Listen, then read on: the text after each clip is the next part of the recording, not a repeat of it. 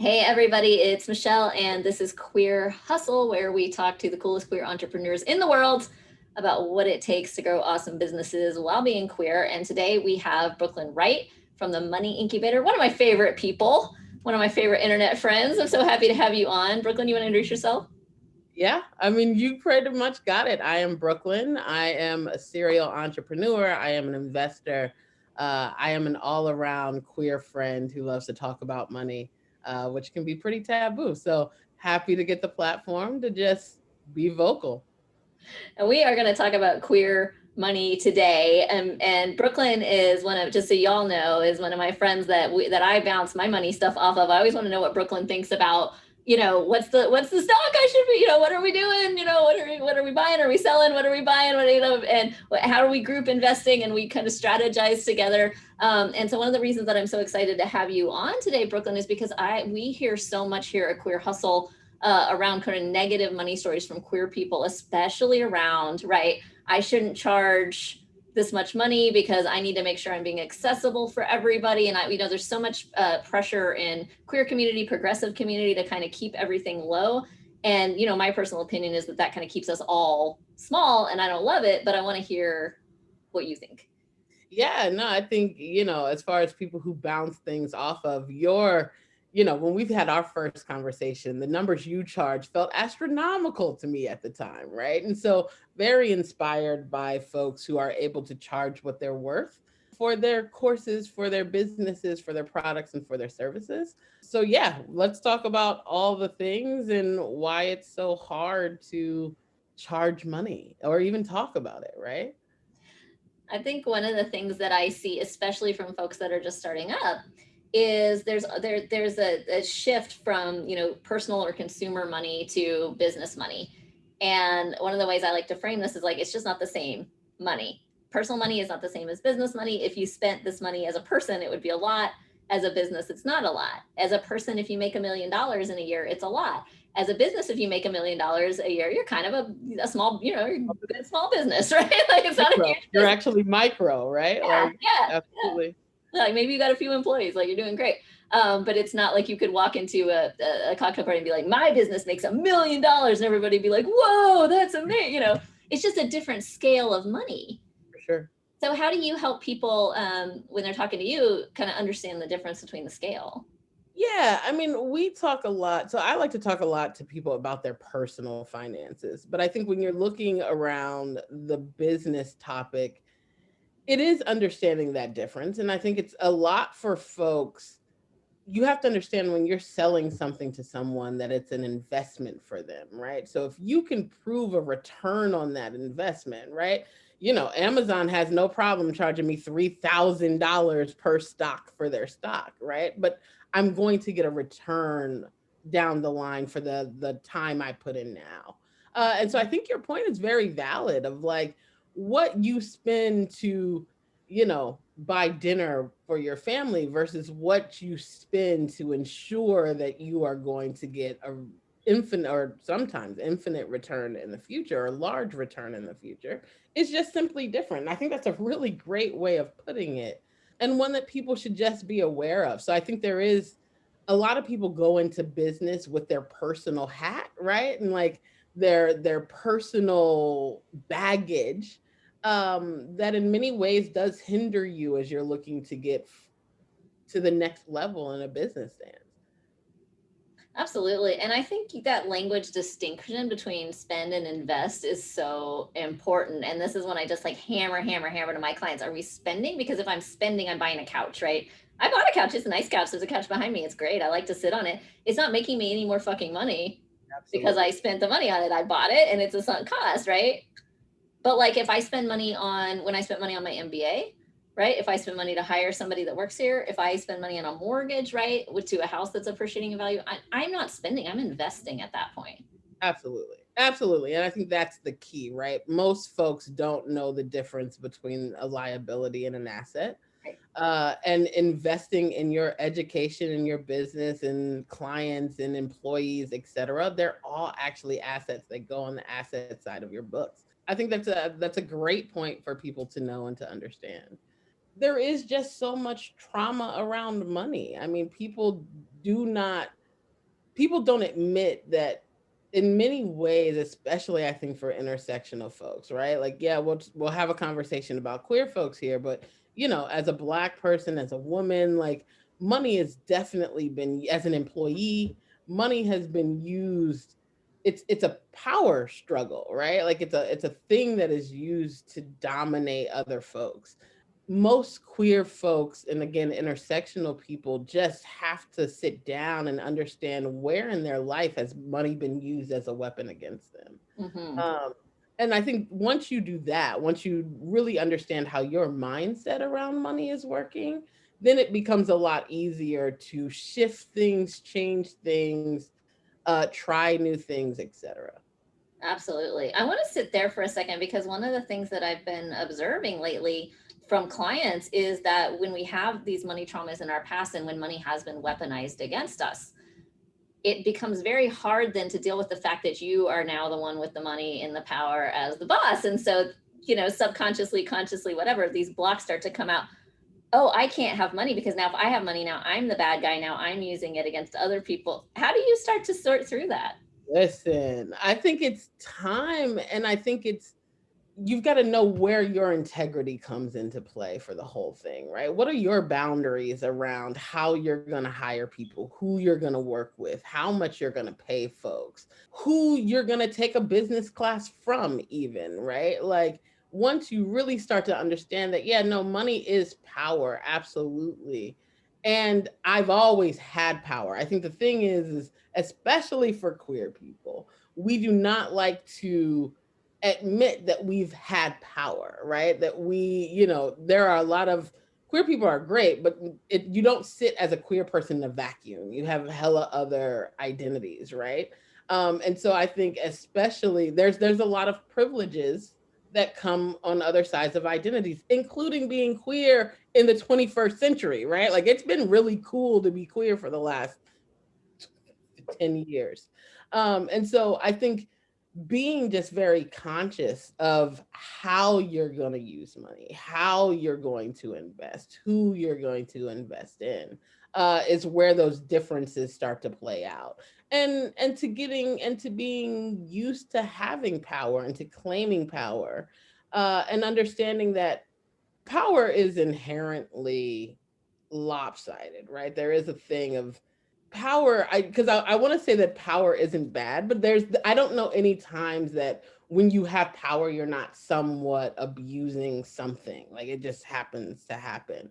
But I think power can also, it's about who you decide to stick it to. You know what I mean? Like you can use that power to stick it to the man, or you can use that power to stick it to the employee. And I think what we've seen in history is that power has sat with white rich landowners in America for a very long time, and they've used that to hinder and enslave other folks. So I think when you give power to women, Black people, queer people, you help to balance out those scales in some ways. And again, you use that to stick it to the man. I love to stick it to the IRS when I get an opportunity. You know what I mean? I love to I love to challenge who owns property in my neighborhoods and in my communities. I love to challenge who are the business owners in my neighborhood and my communities, right? Like who can I invest in that will make and who will ensure that there's a future for other folks. And so I take great pride in that power and the ability to do that. But as a person who has lived below the poverty line, who knows what it's like to struggle financially, you need to have the ability to say, I'm stronger than this. Like I'm bigger than this. I have the right to have power. I deserve this power. And to use it and to wield it, I think quite honestly. And hopefully I hope that people learn to have some fun with it, right? Because I think we're now in a situation where those power dynamics are beginning to change. I think they've been changing for a long time, but we see more and more intersectional folks in positions of power. And the more we hold true to that and the more we really grab onto that, I think the more change that can actually happen. So I think it's a necessary evil, as they say. I think too, and I think it's part of human nature. And so, I'll with you. I won't go so far as to say power is neutral and it depends on who's wielding it. I do feel that way about money, by the way. I think money is kind of a neutral tool, and it depends on who's wielding it and how. But like with power, yeah, there's always a differential, inherent in the definition of power. But are we punching up or are we punching down? Are we, are we using it to open doors or are we using it to shut doors? How are we being intentional about using the power that we do have access to? And I think a lot of us have access to a lot more power than we realize. Well, it's not cool in the queer identity to admit that you have power. Right. Right? Like it's we have been, the queer identity, I think specifically has been tied to struggle for so long, right? Is to being on the outskirts, to doing all these things, and that because that identity has begun to change, we as a generation who kind of sits in the middle of that really does struggle. And I think it's a thing that we have to sit down and come to grips with and really talk about, but there's no one really talking about it. So I think time will tell on that. And I'm a disagree that money is neutral. Money could be neutral, should be neutral, would have been neutral if we all started out with the same amount of money Right. when we started, right? Like, but because the way our systems have been systematically, our systematic bullshit has made money not neutral. Oh, absolutely. Yeah. I think it's very well. Yeah, you give me $1 million, you give you $1 million. It could be neutral. But totally agree that the financial system is not neutral. Economics are not neutral. I'm just saying, if I hold up a $10 bill, there's nothing good or bad about it, right? 100%. It's just like, did I do a good thing with it or did I do a bad thing with it? Totally, which is everything in our society, right? If I hold up a house, there's nothing good or bad about that house until you plant that in a gentrified neighborhood and you make it too high for other people to buy, right? Like, so it's all power. I think that's what we should just very much so know about money. Money is power. It's going to always be power. And, I think, like I said, put power in the hands of more and more people and let's see what actually happens. Totally. So what do you say to somebody who is listening to this and is hearing this and saying, you know what? I'm kind of uncomfortable with the thought of myself in power. I'm kind of uncomfortable with the thought of myself as a rich person because it's contrary to my identity, right? If I've been poor my whole life, I've been oppressed my whole life, and that's how I see myself. That's part of my identity and my story. And now all of a sudden that starts to shift. That's uncomfortable. I totally agree. And I think first of all, and so let's have a candid conversation, right? Because I like always like you should get over your bullshit. That's what I'm saying, right? Like you've not been oppressed your whole life. A lot of and for a lot of white queer people who will be the people who consume this content, no, you've sat with lots and lots of privileges your entire life. Whether you are a white male watching this, whether you're a white woman watching this, you've sat with power. And so I think it's just like racism, right? Like people want to act like they're uncomfortable with being called a racist because they don't like the identity, but that's some crap, right? We don't change any of this if you're not able to look yourself in the mirror and be like, oh, snap, I've had a lot of privilege. And and same for me, right? Like I grew up on a historically Black college. I had a grandmother who my great grandfather built his house by hand in Chicago. So we owned land in Chicago in the early 1900s. Very uncommon for Black people, right? Like there's so many things that have worked in I've been smart since I was little, right? Like there's so many things that have worked in my favor that help me overcome the oppression that also comes to me every day, right? It does not mean that I've not had a hard time, that there have not been doors closed on me, that oppression does not happen to me. Absolutely. Right. But there's also so many things that I do on a daily basis and things that have compounded over time that have allowed me to be extremely powerful today. And I get more and more powerful every day. And so, being able to sit in the duality of your identity really matters. Like, yes, I'm absolutely oppressed. I'm also very privileged. Absolutely.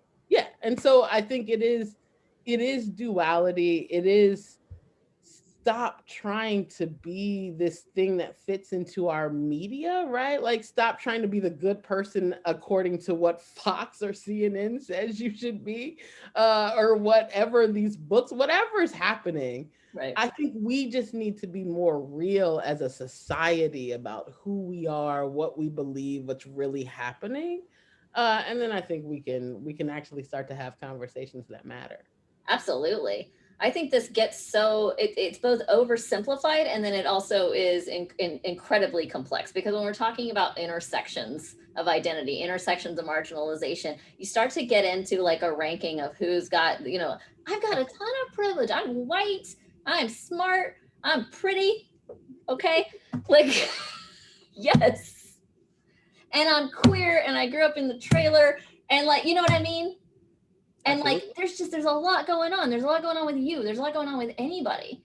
And when we start to say, okay, look, we've all had our unique experience. Can we have a conversation around that? There's still social dynamics that have to come into that conversation that are macro dynamics. We do live in a white supremacist society. We can't deny that macro dynamic. Absolutely. We have had we have severely economically disadvantaged Black people. That is a reality that we have to talk about. And so we have these conversations. We say, you're an individual, I'm an individual. We're also both existing in these macro realities and these societal realities. Now we put in, social media, meme culture, everything else. All of this stuff gets so simplified. Absolutely. And I know you and I have talked about this offline too, but then we have a generation of younger. Now we're the old people. Isn't that fun? The old people. We're the old people now. Brooklyn and Michelle, old people. But now we got the young people getting their stuff from the meme, listen to me. They're getting their information from the meme. And we've got these incredibly complicated and nuanced things that we want to unpack and we want to discuss. And we also want as many people informed as possible. And the way to get as many people informed as possible is to simplify things. And so where do we start to unpack, right? Like what's oversimplified versus what's overly complicated? Yeah, I mean, I think that's why I started the Money Incubator is I wanted a location where I could freely talk about money with folks, and with my friends and with, anyone who would talk with me basically, because I could not find locations where people were talking about money and power. And I think when you want to change all of the systems that we want to change, they're all focused on money and power. And so I wanted to have real impact in the world. I didn't want to just be sitting in my living room typing on a computer, screaming at folks about what they should or should not be doing or how they should be changing the world. I wanted to see change in my neighborhoods, in my communities, etc. So I think the place to unpack is with other people who will talk candidly and openly about things like this, and who will put their money together to make sure change happens. So I think it's yeah, basically. No, and I love this answer because I do think that really what some of this comes down to is the stigma around money and talking about money. And this is, I mean, obviously we're talking about different cultural backgrounds, but lots and lots of cultural backgrounds. It's like taboo to talk about money. In my cultural background, like everyone does their own, there's no intergenerational sharing of money. Everyone does their own money and nobody talks about money. I didn't know what was going on. I knew we didn't have a lot, but I didn't know what's going on with my parents' money or my aunt's money or whoever. And then I got into Ivy League grad school and I realized all these people are sharing their money intergenerationally. They're maximizing it. They're optimizing it. Oh, you need it for college, so you don't have loans. Okay, here it is. And then you'll give it back to me. And then like the way they share makes it better for everybody. And I was like, oh, rich people are onto something because they're actually kind of discussing this. When we think about like, where has it been taboo to talk about money versus where has it been okay? Like, where has it been okay? It's 1850 and the men go off to the smoking room and they've got their cigars. And is that where it's okay? And why is it not okay for the rest of us to talk about money? Where did that come from? Yeah, well, it came from who wanted to be in control, right? So again, it's power. So yeah, rich white landowners sat in a room, talked about money, figured out how they were going to own things together, buy things together, make people employees, right? When you figure Rockefeller made our school system. He made the education system. So you know it's trash, right? Like when you have this guy who's never had to be educated to work, like they made the education system to create employees. Mhm. So and then they made it not cool for anyone else to talk about money. Mhm. So the way to literally control the masses was to make it taboo for them to talk about, right? So no, you couldn't share, no one shared what they were making, because then you'd be held accountable to the fact that, oh, this rich guy is not paying us equally, right? So no, I have to make it not cool for them to talk about money. I've got to make it not cool for women to even have it. Women shouldn't have it, they shouldn't touch it. We'll give it to them, we'll buy it for them, but that's what keeps you subservient. Mhm. And so I think, you know, it's been very cool for rich people to talk about money together. Mhm. It has been uncool for anyone else to do so. And I think just that change in dynamic, I know for a fact, changes who has control over their life and who doesn't. I can tell you that just in the past, I don't know, 5 years, the conversations that I've seen coming up from the employee level, in my business, in the businesses of my clients who have teams of 5 or 6 people, and what's coming up, totally different. And I think we have social media again to credit for some of this, because all of a sudden we've got places where people can talk to each other, and it's okay, even if it's not okay, maybe in like a, or people don't feel comfortable broadcasting it on their main feed, or the little groups we can talk, and we got little chats we can talk, and we can start to share information, and people go, oh shit, really? I'm only making this and you've been making this the whole time? That's it. That's it. I mean, when I wanted to really start changing what I made in my consulting practice, I had to specifically start talking to other demographics of people. And for me, it started with white women specifically. I was like, what are you charging for this? And while I was charging pennies, right? Like pennies. And I said, like, while I was charging pennies, they were charging large dollars. And it wasn't until I understood that difference and I had someone to talk about it that I could feel comfortable matching those numbers. Mhm. So I think just knowing, you know, just talking about it and just hearing it makes it a lot easier for folks. And I think, like you said, you have folks who watch this and are like, well, I don't see anyone doing what I'm doing. Mhm. Right. And I think that's the same. I didn't see a lot of Black queer women millionaires, right? Like, I don't see any billionaires, right? I have Oprah, Mhm. right? And We so got they're, we got yeah, and love Oprah, but I want more than Oprah. yeah. Uh, and so, you know, needing to see other people succeeding in that way or doing what you think you can do or want to do is, I think, what really makes the difference. Before, there was a time when no one could break what, let's call, the 8 minute or 4 minute mile. And it wasn't until one person broke it. And then that year, it was like 36 people also broke that record. So it's, you need, our brains actually do believe in the, you know, I believe it once I can see it thing.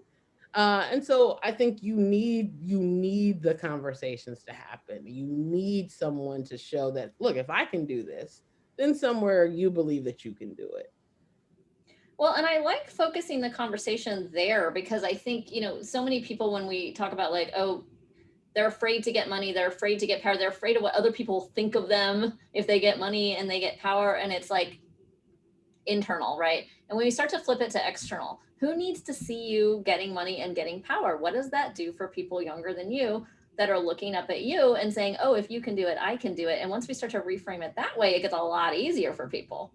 Well, now you get a different motivation, Right. right? Like it's you know, same for me. Like I started talking to 11-year-olds, 14-year-olds about money. And I that's the impact place for me, right? Is that they were able to re-envision what work looks like for them, what, you know, spending looks like for them, what investment looks like for them. And I think that that's where change actually happens, is being able to live loudly, to allow other people to see you struggle, succeed, etc., and then let them do with that information what they will in their own life. Absolutely. I love so much that you're working with kids on financial literacy. You know, we've talked about this, but so many of these money stories that we have to work to get past in adulthood were planted as kids, right? We have these, and so I'll have clients do like, you know, what was your first experience with money that you can remember? And people are crying, you know, the stuff that comes out that they're not even consciously thinking about. When you go back and say, oh, you know, and I'll say usually like, what's the first memory that you have that you were aware of money as a concept, right? So people 4 or 5 years old, you know, writing down these really painful things about things that they watched their parents go through, or something somebody said to them, or maybe they stole a candy bar and got in trouble. You know, there's always, sometimes they're funny or whatever, but like there's just these roots so early. So when you're talking to kids that are, I don't know, middle school age, what are some of the stories that have already started to take root that you're trying to help unroot? Yeah, I think, well, it really depends on the parent, right? Like, so they're picking up whatever their parent is implanting. You know, I was on a camping trip with a bunch of girls, and I was like, you know, this is kind of a research time for me to just understand what they're thinking about money. And I was asking them what they wanted to be when they grew up. And one very specifically was like, I want to be a neurosurgeon, astronaut. Like they just had these things, and they were like, well, I just really want to be rich. Right. And so it's interesting where we're seeing kids align certain things. I don't know if she was interested in neuroscience, but she really understood that, no, I need to have one of these kind of high paying jobs in order to have the things that I want to have around my life. So they're, you know, they're also very much so tied into what's happening on the internet for sure. So just I'm seeing more and more of how they're relating what we're talking about on a micro level to their little macro level to their little micro lives, right? And so a lot of it is, I want to be rich. I want to have 6 figures. I want to be a millionaire. They believe entrepreneurship will make them, excuse me, I didn't mean to laugh. They believe entrepreneurship will make them rich as well. 4%, 4% of you will get rich from being entrepreneurs. We have the stats on that. Listen, Yeah. listen, come on. The numbers are just horrible. You might as well want to be an NBA player. But yeah, like they are believing, they're drinking, what is it? I don't know the saying, but they're, you know, they're believing. Yeah, they're drinking the Kool-Aid, right? They're believing what we're telling them, and a lot of it just isn't true. So I think a lot of it for me is wanting to make folks really understand how investments work in our society. Your investments are what are going to make you wealthy or rich or financially free. It's not your job or your entrepreneurship, or, you know, yes, you can start a business, but you can also just invest in one, right? Like, and a lot of it is about time. You know, what you do today, the seeds you plant today are the ones that matter. You want to grow an apple tree, that thing starts out really small, and you don't eat apples for the first 5 years, right? So wanting people to really understand, especially children, because if they start when they're 14, 15, 16, 17, 18, by the time they're 25 or 30, they've compounded such wealth that they're able to do things that at 38, I can only imagine. Absolutely. And you and I both sitting here wishing we'd saved a lot more money when we were 20, 15 and Like 20. 100%. We're trying to sock it away now at 40, and it's just not going to have the same effect, but because we finally got smart to it. But yeah, no, absolutely. Absolutely love that you're doing that, and that you're helping people really understand from a younger age what the difference is between spend and invest. And we bring this back to our current business owners that are so afraid, and there's so much fear to invest in the business, whether that is in coaching and learning how to do it, or whether that's investing in advertising, whether that's investing in employees, inventory. There's always stuff that we need to invest to grow. And sometimes, most of the time, usually if we're doing it right, that's not our money, that's other people's money. We want to borrow that at 5%. We want to go turn that around and make the 200 or 300% return. People are so afraid to take that first step, and they end up with nothing because they didn't have that risk tolerance to invest. And you know, People don't get rich by saving, people get rich by investing.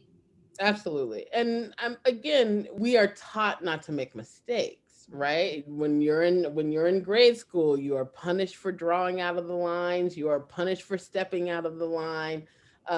In order to get it done, you have to fail your way to success, right? So you've got to try something, see if it works, try something else, try that again, see if it works. When it does work, do it again. When it doesn't work, try something else. It is all risk, risk, risk, risk, risk. And we're not, they don't even teach you statistics until you're somewhere in college somewhere. But that's all our life is based on, right? Like it's being able to say, oh, well, we think if this happens, this will happen.